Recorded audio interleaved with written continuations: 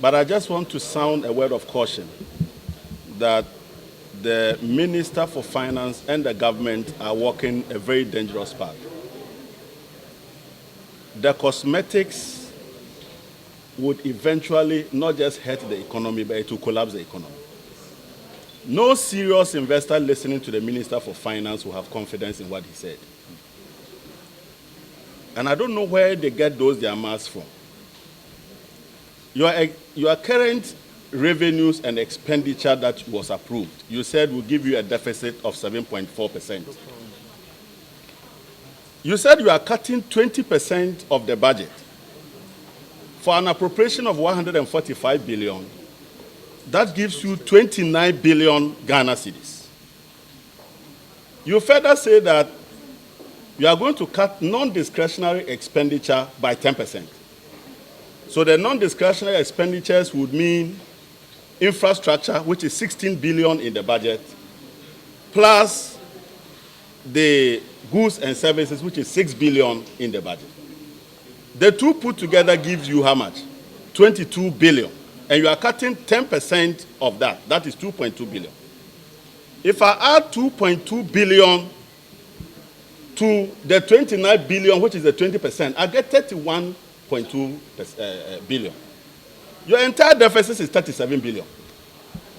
And that gave you 7.4. Yet when you cut off 31 billion of that 37 billion, you still get a deficit of 7.4. You understand what I'm saying? Voodoo. This is voodoo accounting. You cutting your expenditure by 31 billion out of a deficit of 37 billion, and you still get the same deficit of 7.4. Then in addition to that, you say you are increasing the revenue, but still your deficit will be 7.4.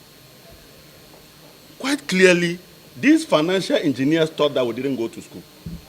So we can't see voodoo and we can't see fraud when we find one. Two, I want you to go to the budget data, okay? Appendix 3.8, Summary of Central Government Operations. And this you find it under page 232. Under page 232, they give you details of foreign financing of the budget. And the foreign financing of the budget, the total borrowing is about 12 billion. 7 billion of that is coming from project loans. That is not the 2 billion he's talking about. What he's talking about is what we call the sovereign. So you have the Euro bonds, term loans, green bonds, whatever they call them.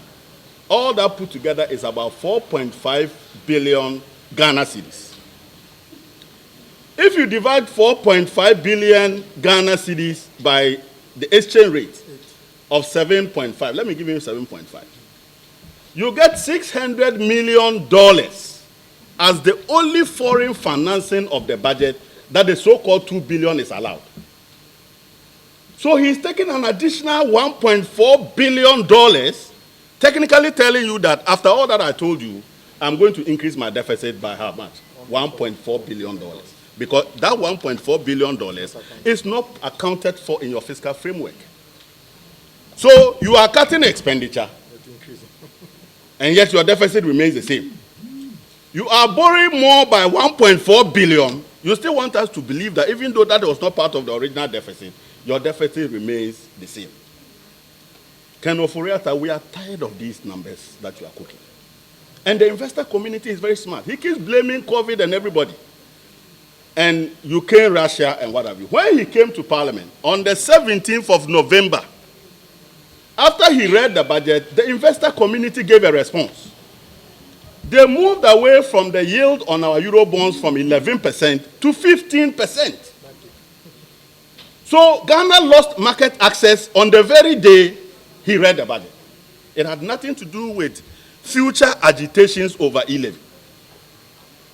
E-levy agitation came several weeks later, by which time we had already lost market access.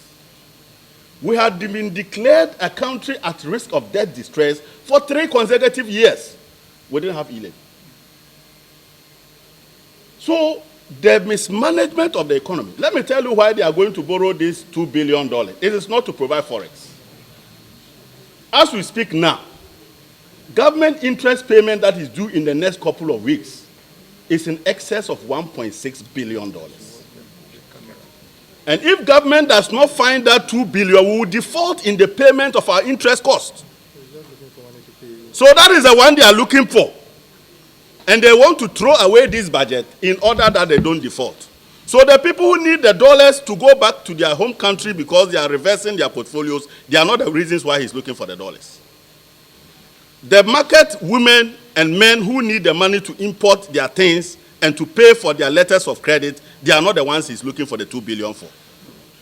They are looking for the $2 billion because the overborrowing and the exposure of government to borrowing is bringing about external debt service in excess of $1.6 billion in the next couple of weeks. That is the level of the crisis. I know Dr. Baumia was waiting for this one and some phantom $2 billion so he can now open his mouth. We are waiting for him at the right time. Thank you very much.